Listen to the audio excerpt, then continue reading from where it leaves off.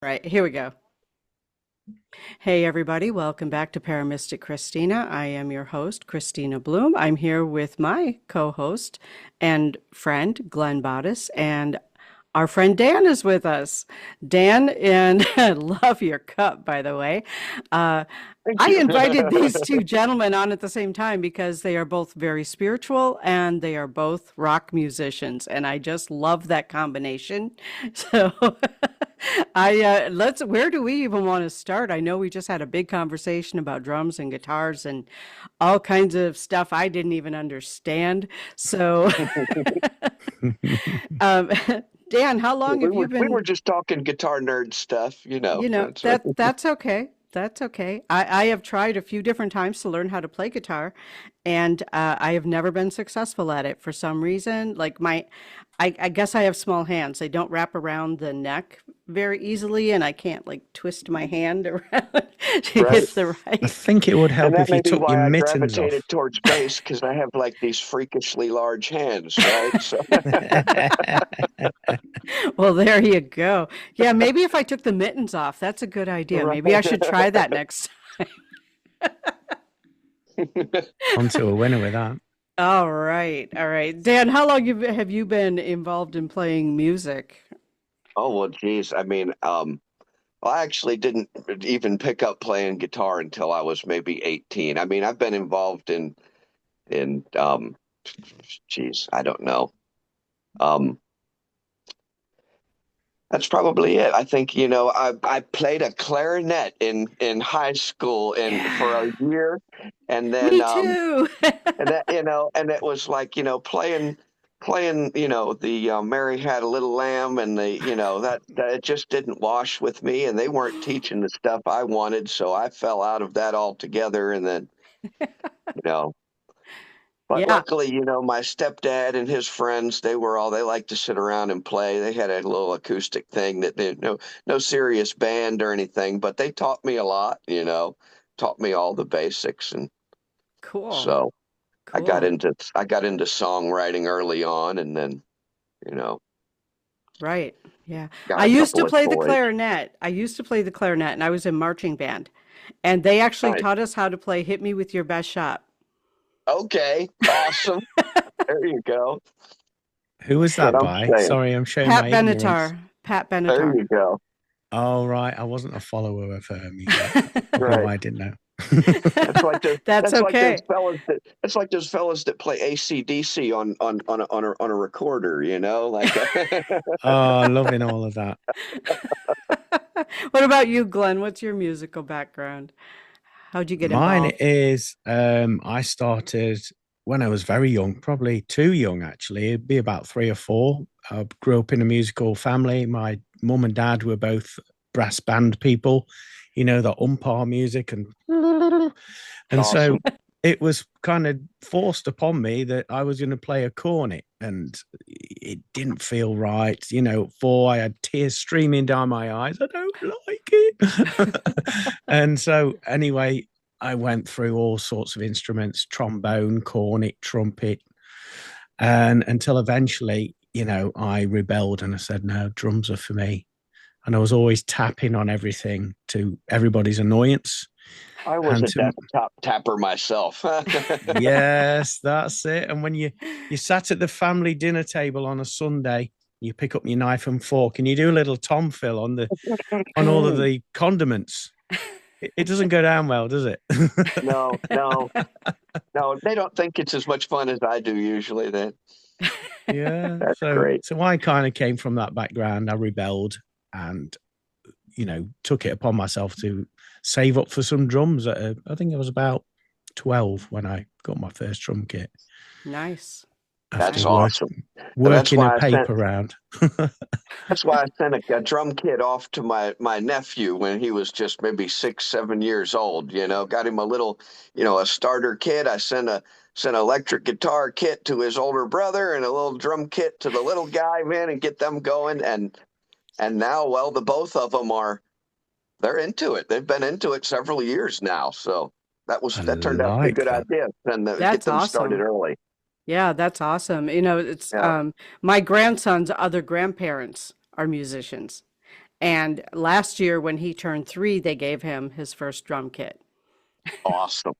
So my Whoa. dad Yeah. was a conga player, and he, among lots of other things that he was into, he was in a band playing congas. We lived in Annapolis, Maryland, and at one point in time, he got to sit in on stage with BB King playing congas with his band. Wow. Wow. Yeah. Incredible. Of course, BB King was like the workingest guy in music, right? So, like, you pretty much anybody could have worked with him at some point in time or another. But still, that's pretty prestigious. He got to It get, is. they showed up in Yeah. town and their regular conga player got sick that day. And well, so my dad was the only, professional conga player that worked in the circuit in the area and was at the concert. Stand him up on the stage, get him up here, let him go, man. That was awesome. That is cool. My dad was a Yeah, drummer, actually. I grew up in a house that had a drum kit in the dining room because that was the only place where there was room for it. And yeah, he was in the Oompa band kind of thing, like the old nice. country western and old time music. But yeah, there was a drum kit, and somehow he always knew if we touched it when he was gone. Like Right, he just knew. Like, how did he know? It's a sixth sense with those drummers. We right. know, we feel the vibes aren't the same. Yeah, That's I right. guess Well, so. you moved the throne a little bit when you sat at it, and the stomp pedal moved a little bit when you hit it a couple of times, and it's not exactly where it was, and you know, The you stomp Look at know, pedal these was our sticks. favorite too, though. right? The stomp pedal Well, was then our that was the favorite. clue. The kick drum probably moved about a foot forward from where it was, and that probably was the key, right? Probably, probably. So I know that Glenn and I have had conversations about like when he plays or practices or whatever, it's like spirit just kind of moves through you. And Absolutely, that can Mm. happen. I have that had happens that. with both of you. That's awesome. Absolutely. I have had that experience where, I mean, at times, like where I am just feel like I'm standing outside of myself, watching myself and the whole room. And, you know, like it doesn't happen every time, but when it does, when it strikes you, it's pretty impressive, you know? It's a beautiful feeling, isn't it? That It really sense of is. freedom and connection all in one hit. It's yeah, I love it. No, I've, I've That's probably awesome. told I told Christine obviously before, but what I do is with the band that I play in, sometimes I forget the complete set list, and I'm driving to the gig. I'm like asking Spirit, can you help me out, please? And I'm asking for drummers in Spirit to take the opportunity yeah. to come and channel through because my mind's just gone blank. I can't remember. And so I trust. I set the kit up on stage. I'm a little bit nervous, thinking I can't remember any of the songs. And as soon as the Great. gig starts, click in with the four, Boom. they take over, and it's like, whoa. So I'm sure, Yeah. as you've said, you've had something similar then. Yeah, for sure. I mean, anymore, like I only work with original music anymore. So for the past Yeah, couple of years, I'm only involved in bands that we don't do cover songs at all, only original music. And then I mean, at some point you learn the songs as if, even though you may have had a part in writing them, you learn them as if they're basically you want to be able to reproduce it on stage exactly as the yeah, recording is, right? That's the goal. yeah. So um it becomes second nature, right? You like, oh, what song are we playing? Somebody kicks off the first note or two of the first riff and you're there, you know you're That's just it. in it, right? That's Like, yeah, awesome. maybe when you're learning something, yeah, absolutely, there's a process of focusing and getting it right and all of that, but once it's a part of your repertoire, then it it's sort of you can almost go on autopilot to do it. And then, but to me, like the more you run through an individual piece, the more you kind of own it. And that's why I Mm. stick with original music because, you know, like you can absolutely nail a cover song but all you've done is basically repeated something. You've repeated it very well, Yeah. but you don't, it doesn't, it doesn't give you an opportunity to create. And to me, there's a difference. You've got artists and you've got musicians, you know, and that's why it really is kind of rare to see somebody who is both, because it takes two different kind of people. Like you have, Mm. like artists and you have musicians and performers, right? It takes an extrovert to be a performer, but really only introverts are those kind of really awesome creators that have all Yeah. that going on in their mind, you know, and to find somebody that, like, for me, I don't have stage fright mostly because I'm blind. I can't see. I can't tell you if there's, I couldn't We're tell over you if here, there's Dan. 550 or 500 people in the crowd. I can't see past my fretboard. So that doesn't really affect me. Yeah. I'm there for the music. Dan, I've got to ask, when you're playing with the bands that you perform with, if you're anything like me, there's nothing more magical when you all lock in and you form that sort of brotherhood, that kinship there, and you can't Yep, describe it into words. You just know what everybody's going to do when they're going to do it. You don't even have to look. You feel it. that's right. That's right. And that's part of the struggle, is to come up with a band that can do that, because I Yeah. found that often it'll be like, okay, well, as a bass player, I'll team up with a songwriter, you know, and Yeah. we'll sit together. They'll have the the guitar parts, that the riffs they've put together, and I'll get bass lines to it, and I'll make it work. They'll have lyrics, and we'll work on that as a two piece, and maybe we'll have a click track, or maybe we'll have a thing. And then, but finding a drummer that is a permanent member of the band has Mm. proven difficult for us. Um, in actually in the past couple of bands that I've been involved in, like I'm currently part of two full-time bands, and Wow. we are both still, both of the bands are still having the full-time drummer dilemma. Like, we aren't sure we have a good drummer with both bands right now, but we're not Yeah. convinced that they're committed, and we're not convinced that they're going to be our permanent full-time drummer. I know the feeling. We've had several scenarios, but with lead guitarists in the bands that we've been in. Yeah. And it's probably the same with drummers over there. There's lots of opportunities for these musicians to heighten their Mhm. career very quickly. And Yeah. they get cold See, and feet, that's don't the they? problem, and that's the Yeah, wrong attitude, in my it is. opinion. And there seems to be a lot of that, and that's why. That's part of that attitude, I believe, is part of the reason why the cover bands have gotten so big. And I mean, the cover bands pretty much own the market. You know, we are Okay. making an effort here in Central Florida to crack into some of the market where the venue owners, they seem to be afraid to put in original acts, because there are some original acts out there that are running around that really aren't that good. They're just Yeah, theatrical, and they're not really musically talented, or the genre is not right for the area, or whatever it is. But the point is, the venue owners or the bar owners, more of them, there's some specific venues that are really just dedicated to original music. But yeah.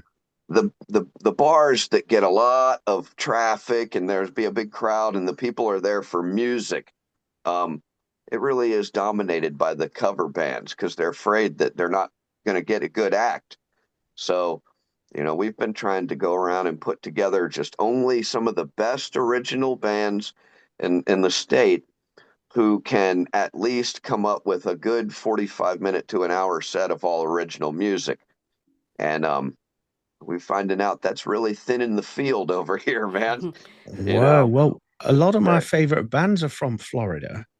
I love Obituary, Death, okay, Morbid nice. Angel, I had a Dear friend Side. who sat in with Morbid Angel, man. A guy that I was friends with up in Maryland, 25, 30, let's see.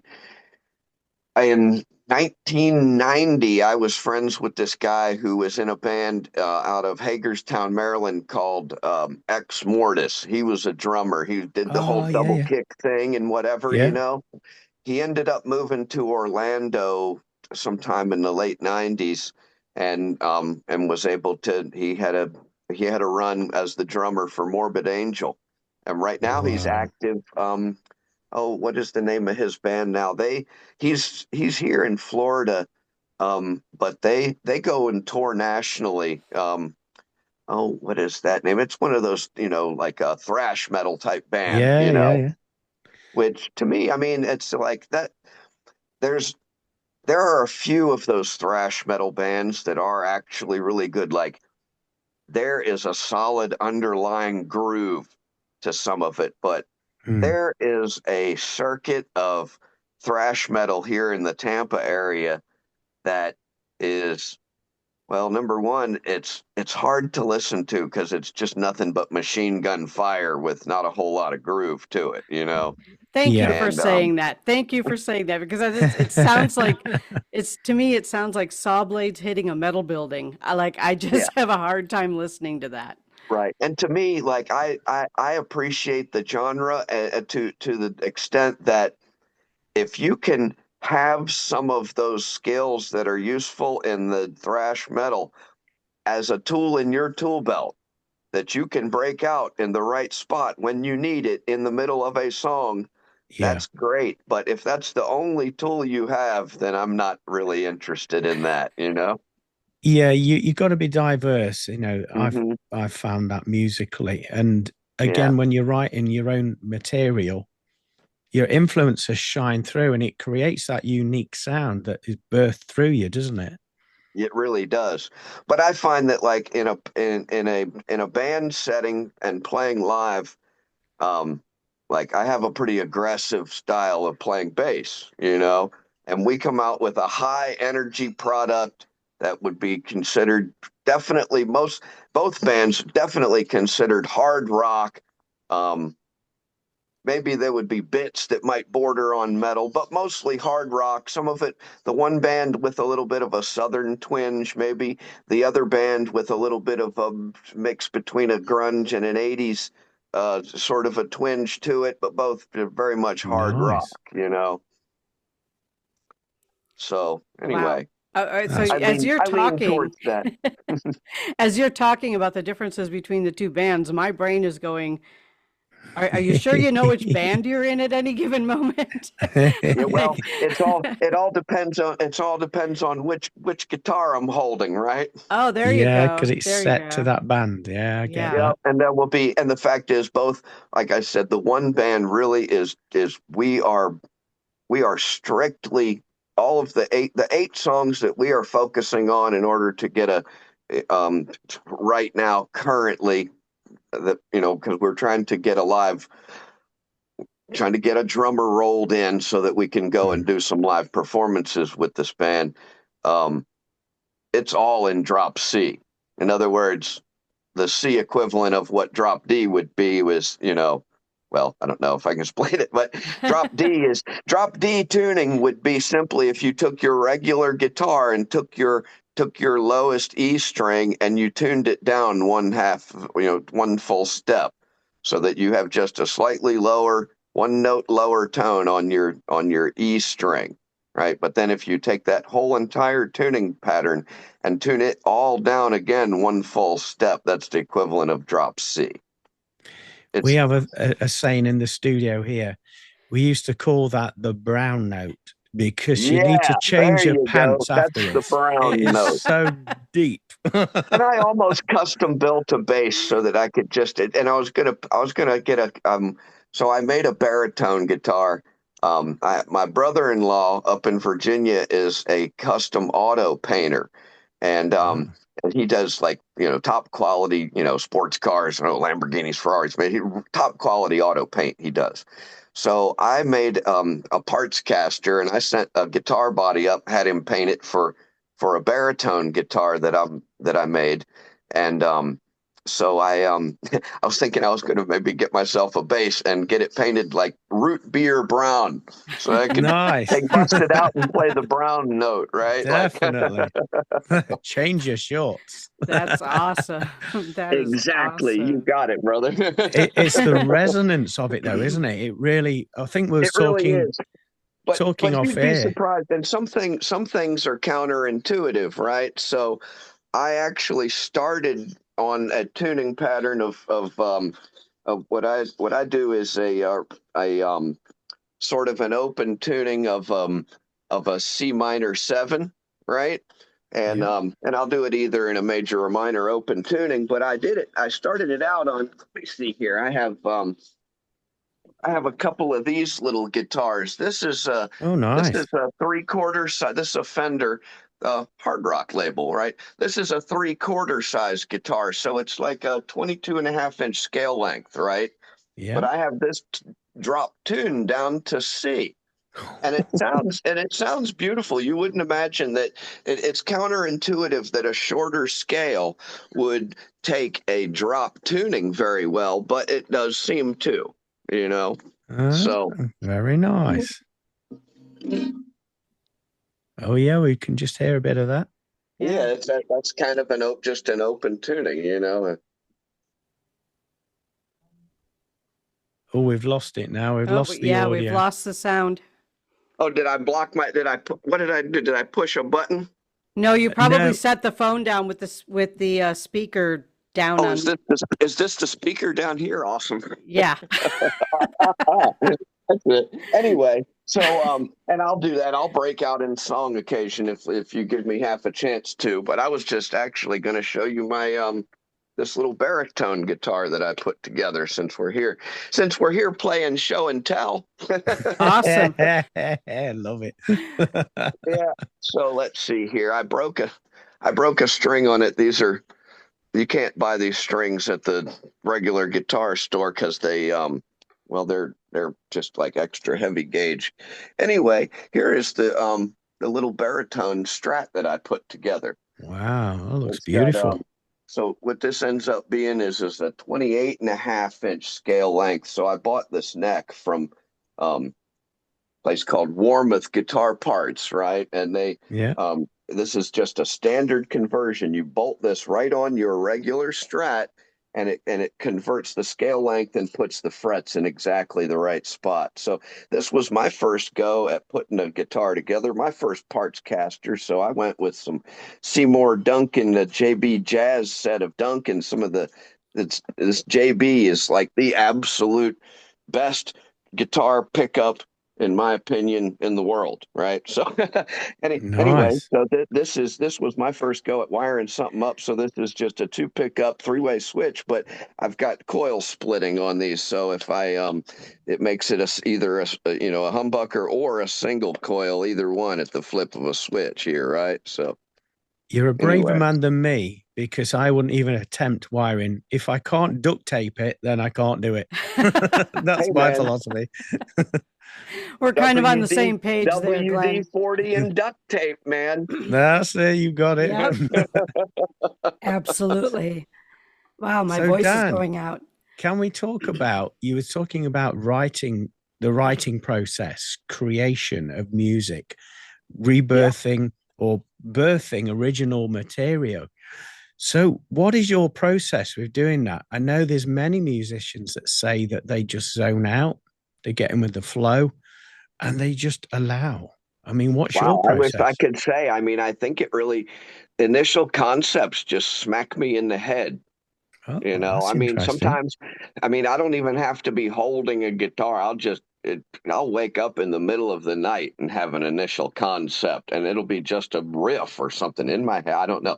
Or, on occasion, I will be just holding a guitar because I'm one of those, right? I'll just sit around with a Yeah. guitar in my hand and if I'm watching the news or if I'm, sitting around talking to somebody, I'll just be holding a guitar.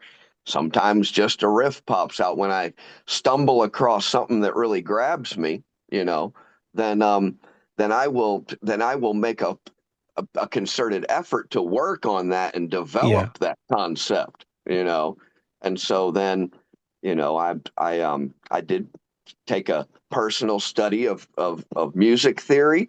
So like I Fantastic. so I kind of if I am reaching for, oh, where do I go next with this chord progression? I kind of sometimes refer to my charts, like I actually kind Yeah. of made myself a little chart that is based on the circle of fifths, made a bunch of notes on it, and I found it helps me out really, when I try to do stuff. Let's see if I can get an image of it here. Here's my Oh, little wow. chart here, right? Looks And like so, Chinese writing from here. Yeah. right, I broke it down so that it would be, let's see here. Can we do it? Oh, I wonder if do they let me turn my camera around on this thing? They don't do that, do they? I don't know. I've never used Zoom on They my don't, phone. they I don't let me actually turn don't know. anyway. Let's No. see. That's what it looks like anyway. There's my little chart. There, you can see it, right? Hmm. And so Wow. that's based on the circle of fifths, right? And but it's just easier to read for me. That's all. So Brilliant. I'm gonna go a little bit different direction in Mm. here and kind of tap into what you just said a few moments ago about how you just wake up in the middle of the night with a riff going through your head. In my world, Mhm. that's called channeling. Right? You know? Okay. Amen, sister. So, and I actually wanted to have both of you on here because I know Glenn channels. Glenn and I have Mhm. actually channeled together and recorded it, which is interesting. But uh, do you consider that something like channeling? I mean, because I wish I knew more about music. I just never put any effort into it. Yeah. So, I mean, I guess to me, I would word it like this. I don't own the music. Like, I kind of reach out and grab a hold of the music that's already there and bring it in, I guess, more than anything. Okay. Yeah, to me, that sounds like channeling. Yeah, I Just love letting that. it move through you, it just Mm. Yes, moves through. It's not like you sit down and go, okay, I'm going to write a song and it needs to be this. And really, when I've listened to interviews of other musicians, regardless of the genre, they tend to say, oh, well, it just came to me and I started writing it, right. and Well, there's differences, right? So, for instance, if I'm writing my own material off from scratch out of the blue that will include usually it will begin with some guitar material or either a verse, a poem, a clip, or a phrase of lyrics or something it might begin with, or whatever that initial concept is. Then that'll usually begin on a guitar. And then so that is sort of that's one thing in its own. But then let's say I'm going to come into a band setting and I've been asked to create a bass track for something that somebody has written guitar music lyrics for. Well, that's sort of a different process, but I still really do kind of, I'll look, I'll observe, I'll see what they're doing. Um, but eventually, once I know what notes I need to be playing to follow them, I just really do kind of close my eyes and let the groove take over Yeah, I like that. the timing and space between those notes, if you know what I mean. yeah, I love that yeah. style of bass playing. And as a drummer, it's great to meet a bass player like yourself that would sort of interplay with the drums where when he's doing his tom fills and you're accentuating that. That's a I do beautiful that. I form of, try to do that a lot, and then there will be occasion where I will break from. I will break from. I mean, in other words, there will be at times during some songs where I will actually more closely follow the vocalist during a bit, and then I will get nice. back into the groove with the drummer during a Yeah. part. You know what I mean? Especially during a vocal hook or something. I will go and mimic that vocal hook with the notes on the bass, I you know what I like that. mean? That's a And great then I'll technique you've be got right there. back in line with the drums, Yeah. anyway, I Would you you know, say, I try to be something of a dynamic bass player. I try and bring something like a little bit more, a little bit more than like oh, how do you like my I my like that. my math? I'm what is taking you it? with me in the kitchen here. We're gonna That's have some more cool. coffee and stuff. Okay. Well, let's take it down the avenue. We've spoken about tuning and influences and things. As we know, everything is made up of frequency, of vibration, energy. Yes, sir. Now, with Just like our friend Nikola Tesla said. That's That's right. right. Yeah. That's And right. with All that my being teachings said, are based on that. with your Awesome. live performances, what has been your experiences of your music that you've channeled, you've created, having an impact on your audiences? Have you noticed a change of when they came into the venue and when they left? Well, I mean, like I said, I'm blind, so I don't really see. No, yeah, you do actually sense a change in the energy. Like you really do feel the Yeah. energy in the room in terms of now. I don't know if I could say like what you're saying from the time they left, from the time they came in till the time they left, if there was some difference or another. Mm. Um, but I would say for sure that whether you can see or hear, or if you're like for me, as I'm a bass player, I don't pay as close attention to the crowd so much. That's the front guy's job. I'm third base coach. Now, I'm a pretty active bass player and I'm kind of a spectacle. So people end up looking at me and they think that I'm doing a stage performance, but really it's just me getting into the music. But you absolutely sense the energy when there's a crowd out and they are into your music. You absolutely Yeah. sense that they're with you, like it's you have now and created a collective here. It's not just a bar full of people, drinking, carry on, listening to some, you know cover song music or whatever. Like, and a lot of times people are surprised to find out that these aren't cover songs we're playing. Like, what song? That was a great song. What band was that?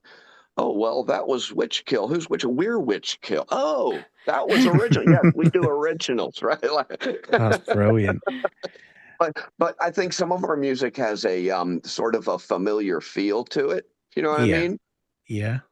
And there's a couple of great bands out there right now, man, that like I would swear the one band that I've been listening to recently, they're a local band and they are actually no, I think they are local to your area. I think I'm pretty sure they're in England somewhere. Oh, okay. Band called Smash Adams. And you would swear that Oh, these guys were the reincarnation of Alice in Chains, but everything they're oh, doing is cool. original, but it just has that feel to it, Yeah, I'm Like with if you. Alice in Chains wrote more songs, this is what they would sound like. Anyway, so Fantastic. As a consumer of music, I have to say, I don't think I've ever been to a concert and didn't leave changed in some way. It oh changes your wow. energy. It like, Mhm. maybe I've just never seen a bad Just like band. that I don't know, Jukebox Hero but song, right? kind of, Huh? but it affects my mood. It affects my energy. The music does that. And Affected that's my even, whole life. I yeah, mean, I was but 4 years old when my mom took me to see Elvis Presley, and like okay. Whoa. I actually have a distinct memory of being we were in a skybox at the Capitol Center in Maryland, right near Washington D.C. And I remember there was a TV screen where you could watch and really clearly see, but we were in a skybox where the glass sort of leaned forward a little bit, and and I remember that Elvis, sorry, I remember that Elvis played on I love it. played from a boxing ring in the middle of the stadium as opposed to a stage in the back. And at the time, I never really thought that anything of it. But then I never saw that again at another concert until at one point in time they put on a show where I think it was um, Audio Slave Oh, and what a band. and I think it was Metallica and Audioslave played the same stage. Anyway, and they did that exact same setup with a boxing ring, you know. But like you said, change your life, right? Yeah, definitely changes your Mm. energy. Definitely And changes your then energy 13 for years old, sure. I got taken to see ZZ Top, right? Oh, what a band. You could Man, never guess that I was a ZZ Top fan, could you? never. Not at all. No, no, Never. No. never I crossed my looked mind. to look at you. I thought you was into Britney Spears, to be honest. Well, exactly, man. Well, no, I'm a Swiftie, man. I There you go. There you Right. go. So I'm going to bring in another angle here. We have like 11 minutes left in the show. Okay. So the angle I want to bring in is the paranormal. So I live in the Milwaukee area. We have the Eagles Ballroom, which is known to be haunted, and Hmm. there is a particular chair that is set in the Eagles, like backstage. And if anybody moves that chair, their band does not have a good night. Okay. Wow. Okay. So, um, is that something that either of you have found typical in music venues? Is that there is like a paranormal aspect to it? Well, one venue in particular, I can say that no doubt about. I mean, they claimed that it was haunted, but I absolutely.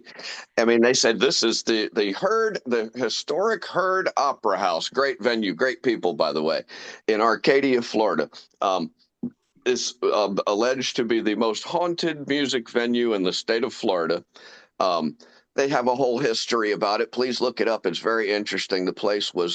It was very popular until like the 1930s, and then it had been out of use until these people rehabilitated it just a few years ago, and it is just within the last year up and running again. And so yeah, absolutely. Well, number one, the whole entire time that I was on the stage, my phone went completely rogue. It started just butt dialing people with all kinds of weird stuff. It texted gibberish to people. I sent Facebook messages all around. The weirdest thing was this, right?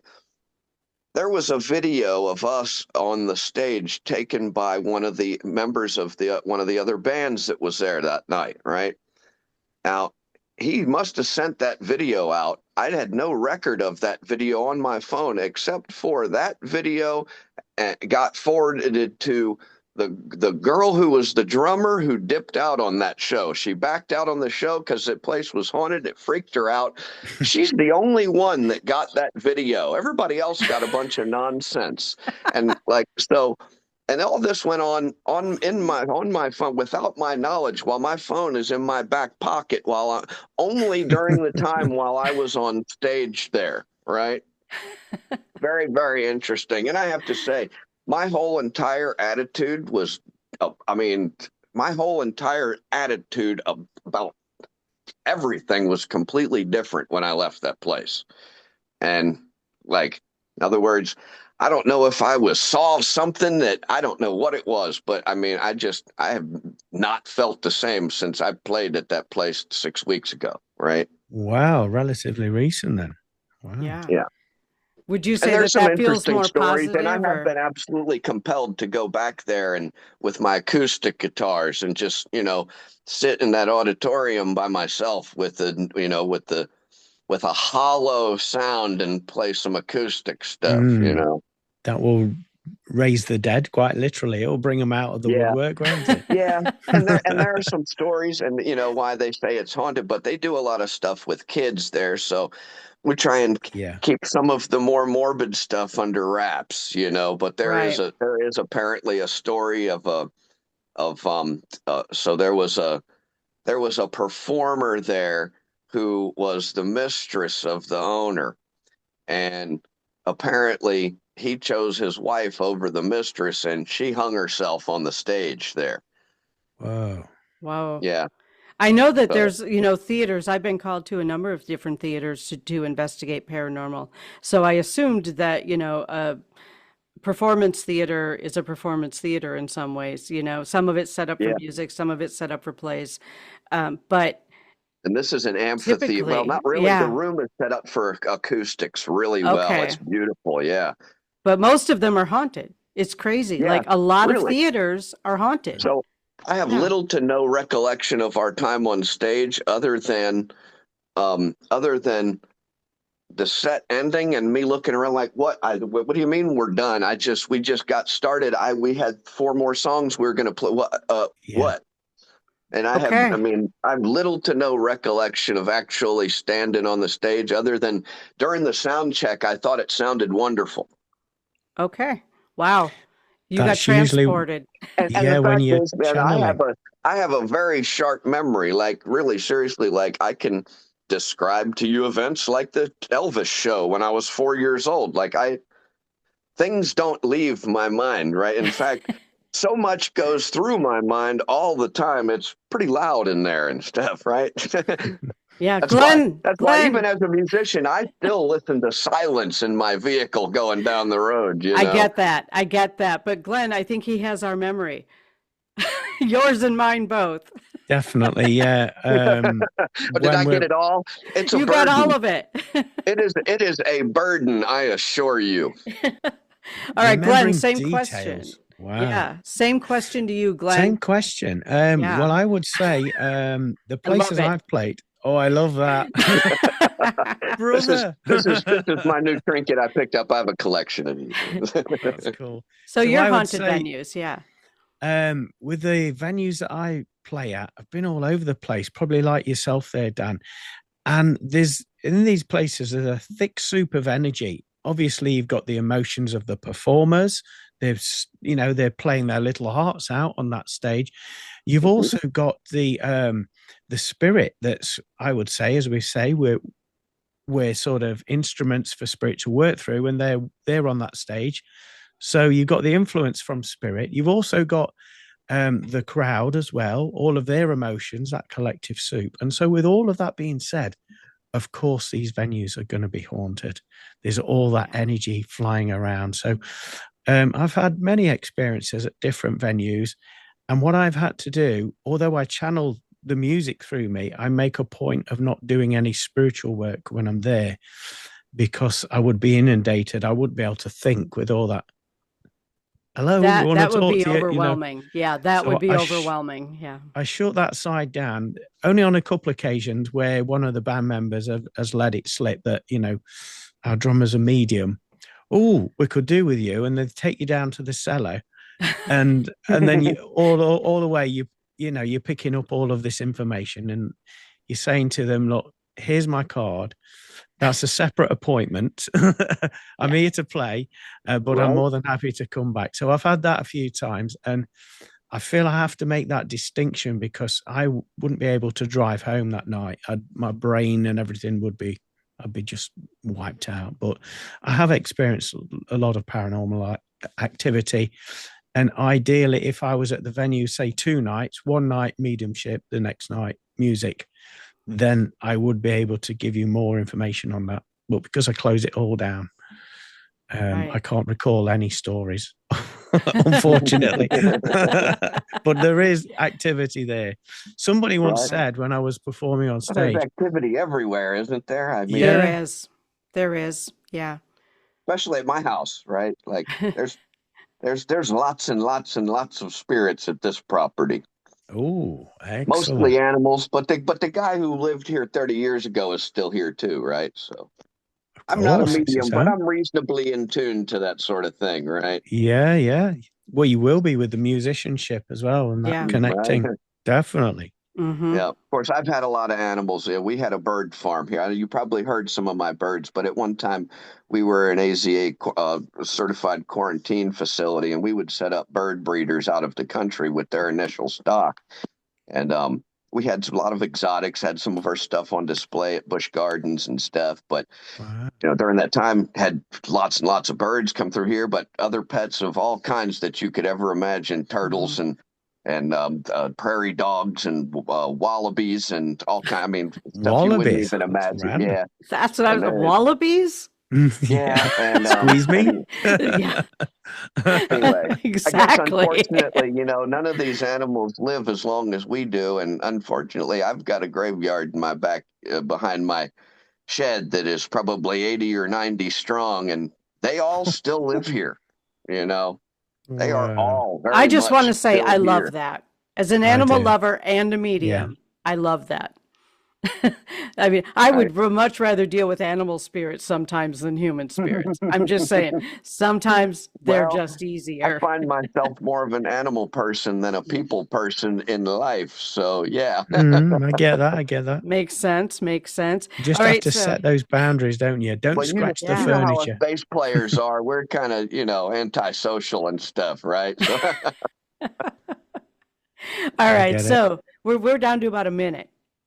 So Dan, you said that you have an event coming up soon, like a Yeah, we're doing charity a event. charity. Yeah, we're doing a charity at the Brass Mug, and it is for Tampa Hope Homeless. It is a food drive. So that'll be on the 16th of November. Awesome. Yep, yep. Awesome. Yeah, I was So excited about getting this show done before then. okay, awesome. Yeah, that Yeah. will be with the band Witchkill, and so the front guy from that band will be promoting it with his magazine that he does. Cool. Cool. Yeah, and I have a fairly new YouTube channel, but I'll be getting it out there. Wow, my voice just went away. Like you guys have been Awesome. talking and I have no voice. It's What all the that heck is singing going you've been on here? doing, Yeah, Christina. Right. yeah. Well, I did sing a lot in the car on the way home last night to stay awake. It was a six and a There half we hour go. drive. Yeah. So, And like I said, um, I am prone to rambling on, so it's it's all good. Gentlemen, I want to thank you both very much. This has been such a fun show. I've really enjoyed listening to both of you and your stories, and I can't wait to get this out there. And I do want to say that the one thing that Dan was holding up that Glenn and I both reacted to was a fake skull with steampunk goggles on it. mhm. So if you missed that, that's what that was for those who are listening on audio. So thank you both again very much as listening to Paramystic Christina, and you are listening to us on Zone 5 Radio. Thank you all Thanks for very having me. much. Thank you Yeah, for having us. yeah, absolutely. You guys are a blast. I'm going to get you connected so you can keep on talking. Awesome. Brilliant. Yeah. Awesome. Awesome. All right. Have a great day, everyone. Are we All right, you clear? too. Thank you.